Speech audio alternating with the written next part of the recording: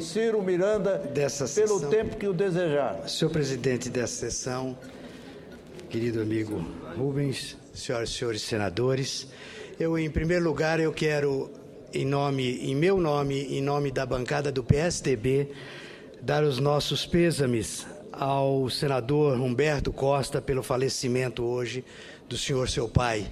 A nossa solidariedade, sei que é uma perda irreparável, mas em nome de todos os nossos colegas, receba esse nosso abraço.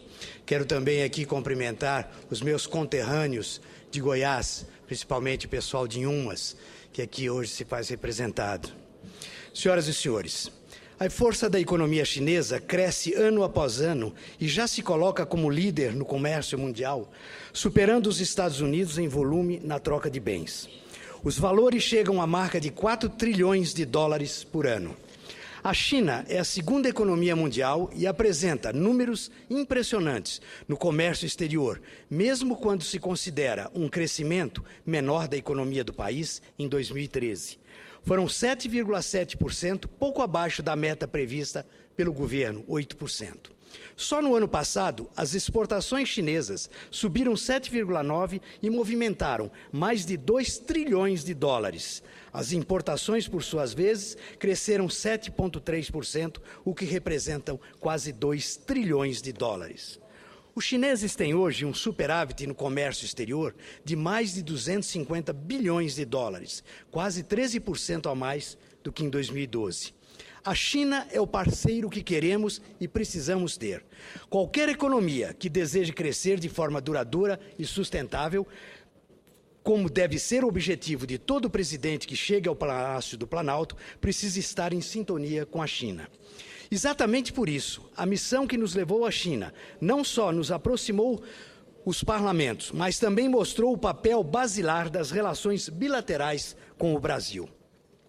O objetivo é garantir a melhoria da balança comercial brasileira nos próximos anos. O comércio com a China foi decisivo para o Brasil no ano passado, porque evitou uma queda expressiva da balança comercial. Ao longo da última década, o volume de exportações do Brasil para a China cresceu 5% em 2003, de 5% em 2003 para 20% em 2013. A balança comercial com a China apresentou superávit de 8,7 bilhões de reais em 2013.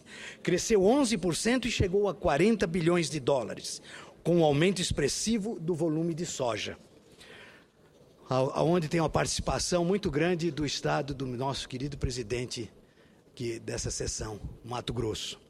Isso ocorreu num ano em que o comércio exterior brasileiro teve um minguado superávit de 2 bilhões de dólares. Entendemos que é acertado o esforço no sentido de fortalecer o acordo de swap cambial entre o Brasil e a China para garantir o comércio bilateral, mesmo em caso de crises.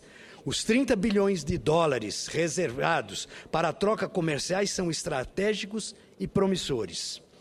O Brasil garante o comércio com o gigante da economia mundial, sem abrir mão de parceiros tradicionais como os Estados Unidos, a União Europeia, os vizinhos sul-americanos e os países africanos.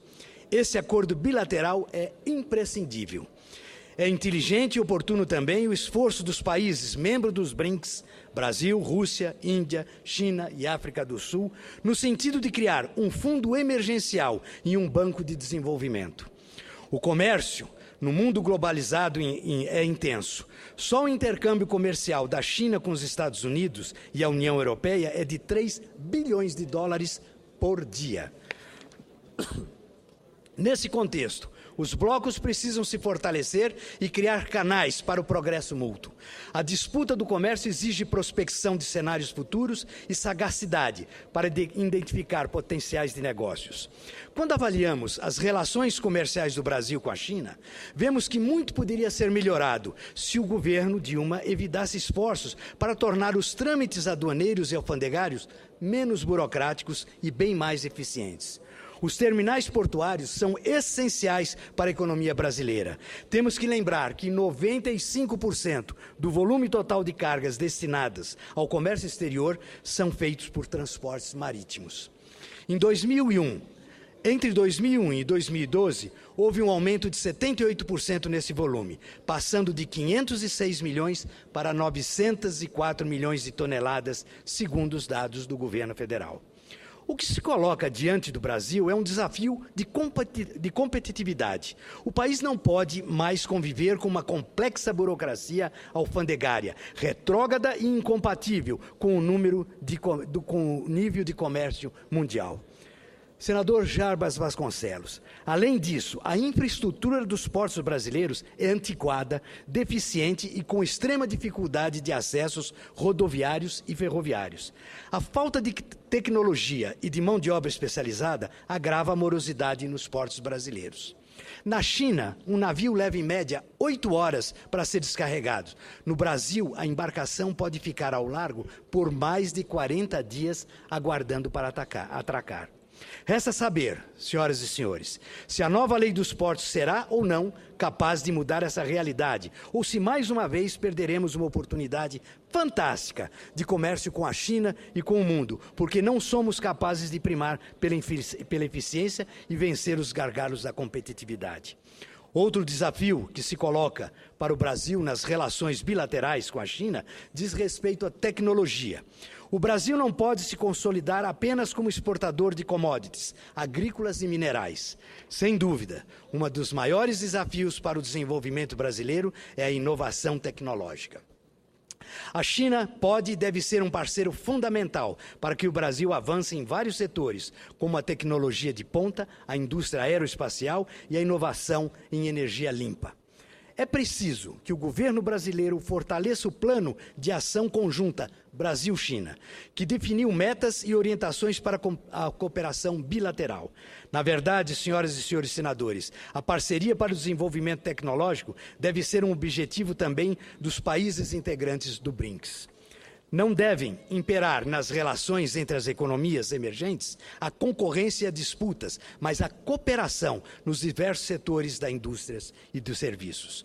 Se o Brasil assumir o papel de liderança nesse sentido, poderá colher importantes frutos para gerações futuras e consolidar o caminho para o desenvolvimento sustentável e duradouro. Para que isso ocorra, é necessário pensar em estratégias de médio e longo prazos. É preciso desenhar e planejar o Brasil com uma visão de 50 anos, como fazem os nossos parceiros chineses. Precisamos olhar à frente e pavimentar o caminho do desenvolvimento com gestão de qualidade e oferta de serviços à altura das demandas sociais. O desejo dos brasileiros é retomar o caminho da modernização em todos os sentidos. O Brasil precisa mudar. Muito obrigado, senhor presidente. Cumprimento o senador Ciro Miranda pelo